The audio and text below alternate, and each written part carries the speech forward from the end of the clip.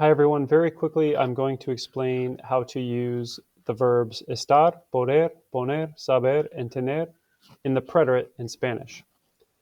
Before you start watching this, make sure you remember how to make the regular verbs used in the preterite tense. So again, thinking about what are the last two letters of the verb. Are they AR, ER, or IR? I'm not going to explain these, but these were the endings you would use to make a verb that ends in the letters AR and turn it into past tense. And most verbs follow these rules. These were the endings for verbs that end in the letters ER and IR. So if you use these endings instead of the present tense endings, you're then speaking in the past tense. I ate, you wrote, etc. This should be review. But just like English, there's a bunch of verbs that have special rules.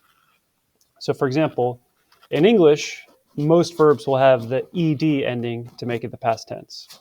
So if I'm speaking in the present, I would say, something like, I cook dinner every day. But to make it past tense, I add ed. I cooked dinner last night. But there's also a lot of words in English that are irregular. For example, if I say, I go to school every day, that's the present tense. But if I want to change go to the past tense, small children will make the mistake and say, yesterday I go to my grandma's house.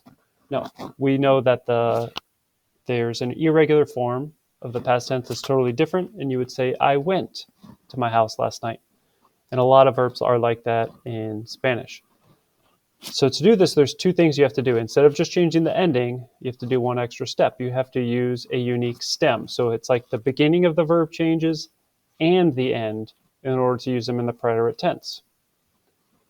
So for the verbs estar, poner, saber, and tener, not only do you change the ending, and the endings are on the right where it says preterite endings, but you also have to change the beginning of the verb to make it past tense. So there are a couple examples there.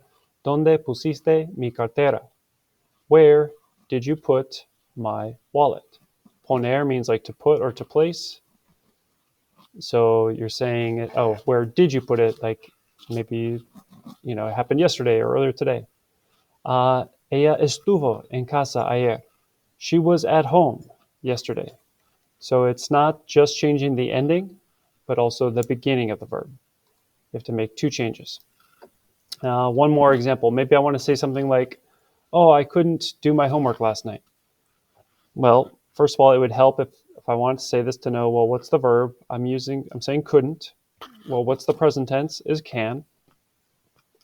I know how to say can in Spanish. That's poder. And then I have to remember that, that's one of those words that has special rules. The stem is PUD. But I want to say I couldn't. So I also have to think of what was the ending.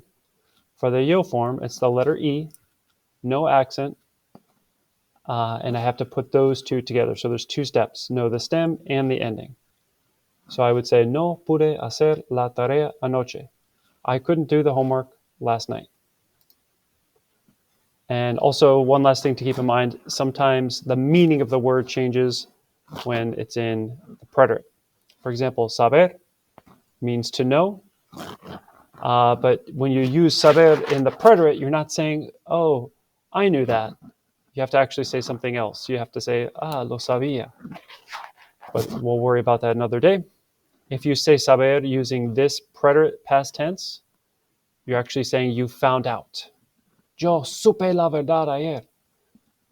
Supe la verdad. I found out the truth.